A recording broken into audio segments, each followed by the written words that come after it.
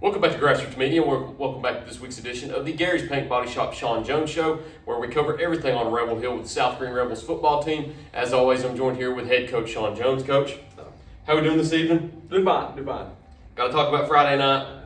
Season came to an unfortunate end to Tellico Plains when they came down here to play on Rebel Hill. 30-28 was the final score in that one.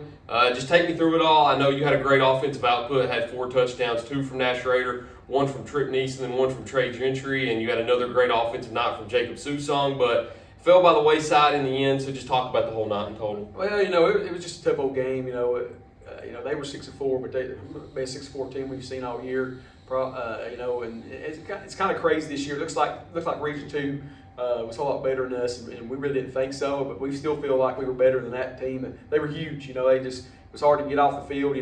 But they're late. The defense gave us 2 opportunities. 5 minutes ago in the game, we had 2 opportunities to score.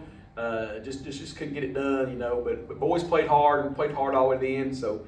Just a disappointing end there. The way we played at the end of the year was really encouraging that we could make it run in the playoffs. But, like I say, Tellico Plains, we were a good game plan. They were big all the way around, from the line to the backs to everybody. And it was just tough sledding that night. And we've been, we're undersized quite a bit, and we know that going in. But, when people just line up and just beat on you, just play after play after play, it was kind of tough. But had some opportunities there, to score late and, missed the field goal there, but they're not going to bring Bland. He's done great this year. Snap was a little off, and it kind of got him off. He still had plenty of leg, but I think the snap kind of got him off, and he was real upset about that. And I told him, I said, they didn't lose the ball game for us, but because it was a big kick, and he's done great this year. So nothing to complain about there. It was just a tough night sledding for South Green, and we'll regroup. It's tough right now. We'll kind of the coaching staff will kind of. Dwell on it for a little while, but we'll rejuvenate here in a couple of weeks and get going. Start thinking about next year. Let's talk about the scoring plays also, because being able to get 28 points on the scoreboard showed that you had a great offensive night. So talk about each of those scoring plays and what led to those. Well, the first one, we had a little screen pass out there to Nash, and he just done a good job getting it to the house, and things went well there. And Tripp score, it was just a little sit route, a little 5-yard sit route, and he made the guy miss and went big there. And then. I think the Trey had a big. Was it Trey? I think we had. Trey, yeah. He said had a big touchdown. It was a big throw, and then then Nash had a big run there right before halftime. It just happened. Things opened up. We didn't have a lot in the running game all night long, but that was a big play for us there that opened up for us, and they gave us some stuff throwing. And we felt like we could throw the ball. They loaded the box on us. They put 5 linemen down and two linebackers in the box, and we rolled some up. So sometimes they had 7 and 8 in the box. So that's why it was tough to move the chains, run the ball. But we still had plenty of offense to win the game. So it was still a good night offensively. And I didn't say defense didn't play bad. We didn't. We just couldn't make the stops early when we needed to. Come out at halftime, we was up. I really felt good at halftime. We was up 21-14. Or 21-13, I think it was, and it really felt good. But they come and went down the field and scored, and again, like we have all year, we come back and scored, but just couldn't keep up. The 2-point conversions was big. We talked about all week that they was going to throw it, and they did. We just was out of position a little bit on the 2-point conversion. We stopped 1, and they had the others. At 6 points right there, and we lose by 2. So if we get 1 more of those stops, we're at least tied. We get 2 of the stops, we win the ball game without anything else happening. So just again, it's a little frustrating, but still proud of the boys. Still super proud of the boys, the way they ended, and the thing felt real bad for the seniors because they really wanted to move on. They were committed and wanted to keep playing. So, but just a tough ending to a great season. And I wanted to talk about the defense, because even though the defense allowed 30 throughout the game in the fourth quarter, they did a great job late stopping them on their final 2 drives. I know the end of the game is hard to talk about because the offense wasn't able to move the ball, but the defense still did a great job holding them both times and giving you that opportunity to still win the game. Yeah, they didn't score. Nobody scored after the third quarter. It was 30-28 going into the fourth quarter. So you're thinking there, we at least get 1 more score. And if we would have, it'd have been totally different because they were going to have to throw the ball. They didn't like throwing the ball. They threw it to us twice. So that was encouraging that if we could get them in that situation. But that last drive there, we just and the seniors trying to do stuff. We kind of checked to sit and go there, and because it was open early in the game and we missed it, so we thought right there Susong check to it, which was a good check, because we catch them asleep right there. We score right there on that last drive, but it just didn't happen. It's the way things are. We told the seniors after the game, it's how stuff like that's going to happen in life. How do you react to it? And how you go on from there? Because ain't nothing you can do about it now. It's over. And again, disappointing, but you got to move on. And at the end of the day, too, like you said, it's still a tremendous season. I'd like to talk about the season a little bit more also and give a kind of a full depth look at the season, even though we're not only 6 days removed from the season. Right. I'd like to talk about it a little more, but before we do that, we need to go ahead and get a break first. So we'll get a word from our sponsors in one last time before we finish this part here on Grassroots Media. For more than 30 years, Tommy's Plumbing has served customers in East Tennessee with licensed and professional plumbing services. From installing your new faucet to replacing your existing piping system, our team at Tommy's Plumbing is trained to handle the job with professionalism, attention to detail, and integrity.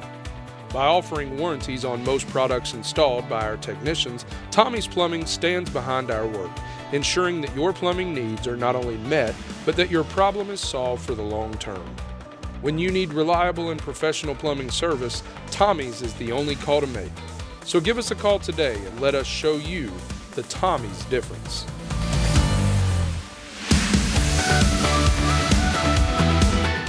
At Corner Pond, the friendly and knowledgeable staff has the experience necessary to help you out regardless the need. Have an item of value you'd like to pawn or sell? Corner Pond can help. They pawn numerous items of value, including firearms, tools, ammunition, silver, coins, and much more. When you walk through their doors, you'll find well-stocked shelves full of electronics, gaming systems, fishing and hunting equipment, car audio and accessories. And don't forget about the room full of guitars and basses and amplifiers, or their outside lawn and garden equipment. Corner Pond is a case knife dealer and carries numerous used knives as well. Stop by and let the friendly staff at Corner Pond help you today at 432 East Bernard Avenue, Greenville, Tennessee. Welcome back to Grassroots Media. Welcome back to this week's edition of the Gary's Paint and Body Shop Shawn Jones Show. I see you got the Christmas ringtone on now. Ringtone on now. Yeah, I got it. How about that? Changed from Halloween to Christmas. Yeah, sorry about that, folks. But, no Thanksgiving. Yeah. Well, Thanksgiving really doesn't happen. I go straight to Christmas. November 1st comes. I got the Christmas news gone. I leave my tree up year round. I just slide it in my back bedroom, and because I got so many ornaments I hate to take off that the wife puts on there, so I just slide it. I already got the living room, got it in there November 1st, so I'm ready to go. So I go straight from Halloween to Christmas the way I am. That's awesome. I love having an intro interrupted by Christmas music. That makes things so much better. But welcome back to the Gary's Paint and Body Shop Shawn Jones Show. Let's talk about the season in full. I know started the season with Crockett, started with a loss, won 8 in a row, and then ended with a loss to Tellico Plains. Had that 8-game winning streak throughout. I know we're only 6 days removed from the season. You really haven't had time to sit and reflect on the season and get kind of a good grip on the season. But how happy were you with the way the season went from start to finish, from whenever you started workouts and you were able to practice in the spring and over summer all the way until this point right now? Well, it was rewarding. The season these boys had. We went to Crockett. Felt like we should have won that game, and then you get a week off. Our off week was week 2 this last couple of years, and that's the tough part about it, because you don't know, even win, lose, or draw, you don't know what kind of team you got. And this year was kind of tough because, really after Crockett, we had 3 really easy games. And so, we're still telling the boys, guys, we feel like we're going to be average and we're going to be really good. So I really felt our season started with, after everything, we had to postpone West Green, and we went to Seymour, with a tough week with the hurricane and stuff, and went down there and eked one out. So I feel like our season started with Seymour, and really proud of those last 5 games, because we really stepped in. It felt like playoffs every week after that. We had Seymour, then we get Happy Valley, and then when you get Eagleton, then you get West Green, you get Hampton. So, and you win all those games, and you're thinking, hey, it was tough games, it's tough sledding, and you was hoping that was going to take us into the playoffs, and we felt good going into the playoffs. But it's just a great season. These seniors did a great job for practicing and buying into what we were doing. And like I say, we could have even after that first game just kind of said, so be it. But they knew we should have won that game, so they went back to work, worked hard, and finished off the regular season the right way. Winning 8 straight. In high school football, it's tough. Unless you're just a really good football team and you play teams that's not really good. But that wasn't the case. Them last 5 games, we easily could have lost any one of those 5. Any one of them or all of them. The teams we played, but we felt like come in here and and played well there. So the season was a great season with these seniors and this team. And we'll kind of elaborate on this season here for a couple more weeks, and then we'll get going for next year. I want to talk about some of your favorite moments throughout the season also. There's 3 favorites that I like to ask about on the last interview of the year. Your favorite moment, favorite memories, and favorite games. So we'll start with your favorite moments, whether they're on the field during practice and nobody else sees them, whether they're in the coach's office when everybody's cutting up, bus rides, whether you're warming up, whether it's during the game. What have been some of your favorite moments this year that not a lot of people probably know about? Well, my favorite moments is, a lot of coaches, don't, they're real close to just their coaching staff, and I allow my players, they like to hang out with me in my office on Friday nights before the game. It's kind of crazy. I bought 2 new couches from off this year, but mainly because the boys come in and talk, they sit down sweating. And I've told them, I said, boys, you can't sit on my 2 new couches, so I make them sit on the floor, but they still want to come in and hang out. So to me, that's where I got a lot of memories with these guys, because you don't invite them in, so they just come in, and that just shows me, feel like we've got that relationship where we can sit there and talk and we cut up and do stuff, So as far as memories go or moments, that's the big moments for me as a coach, because those guys will be gone, the seniors will be gone, a new group will come in. So as far as moments go, that'd be it. Memories. Those last 5 weeks. Where because it felt like we won it a different way. We had to. I guess the favorite game. I can really keep putting is those last 5 because the way we win each one of them. We go down to Seymour. All of them except one were 1 possession games in the fourth. Yeah, we go down to Seymour. We win that game. Really because we're down 10. It felt like they gave us a couple opportunities there and didn't take the penalty on the last touchdown, and we could go for 2. I felt like if we move it back, I think Brent can make a 32-yard extra point, but it's 32-yard extra point, and I don't know if that coach just realized if we miss, he's still up 1. So that was big in that moment. The next week we go to Happy Valley. It's tied at halftime. I think 0-0. We come out and the big play of that game. We threw the ball late to Trey down the sideline to get the first down and kind of got away there. Up here, Eagleton, the big play there, probably the play of the year. I called timeout. I'm going to punt it on 4th down and 1 late in the game, about 2 minutes ago in the game, and my senior center said, "Coach, follow me." We get a first down there, so that's probably the biggest play of the year for me. With that one, West Green, we just we come out of the gate playing well and got up big there, and then of course at Hampton, in the 4th quarter we're down. I guess the big moment was there. They go down. They get the momentum, they score, and the 2 plays were back in the end zone. We stop them. We have the check out there to Trey to score, and then we have the scoop and score at the end of that game. So all those are, you throw in the moments and memories and games, and that there in the nutshell is pretty much what it is for me.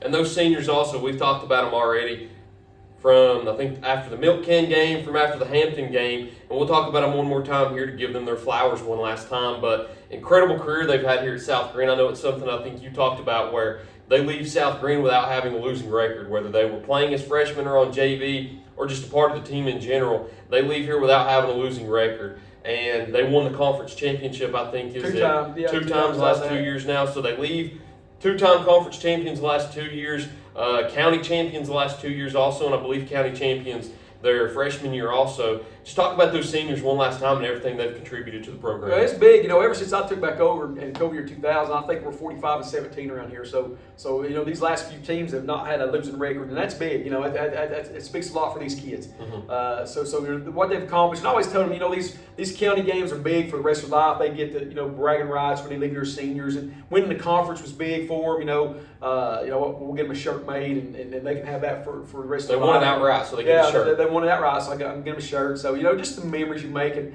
what I always say, win, lose, or draw. The thing I love about football, it's the ultimate team sport. Mm-hmm. I mean, it teaches you so much about life, and people that don't play it just don't understand it. They say, this and that. They don't. And it's tough. Maybe for a female because they can't play football because it is the ultimate team sport. Come the opposite lead, Eli. Come the opposite lead. But it's just the ultimate team sport because it teaches you so much about life, and that's what we like to give these guys. And the memories, and when they graduate as a senior, they're a rebel for life, and that's what we tell them, and that's what we believe, and we do anything for them. I love them, and they know that, and that's bigger than anything. Is what I feel for these boys and what they feel for the program, and just the legacy that they leave here. Well, Coach, I appreciate you sitting down with me one last time and sitting down every week throughout the year also. Thank one you. last time, thank you. Ball football this week. We got to talk about it one last time. Well, We got a big game this week. Yeah, if the quarterback plays, I think got a chance. If he don't, they don't. So we'll see. And again, still not going to talk about the Cowboys. They were embarrassing last week, so we're done with that. Even next year, until they start winning, we're done with the Cowboys. Hey, but the Vols got a big game this week. If they win That's this game, I think they can pretty much lock themselves in. I think so. I mean, Vandy will be tough, you know, but South, I don't think they play South Carolina. I think it just got Vandy left after Georgia. So, excuse me, but be tough. But if they can win this one, they're in the driver's seat. You're correct. I think so too. But terrific season by the Rebels once again. Thank you for sitting down, letting me enjoy sitting down and talking with you every week, and just enjoying the season and everything that went along with it. But thank you all for watching this year's edition of the Gary's Paint Body Shop Shawn Jones Show. We appreciate you all watching this year. Have a great rest of the day.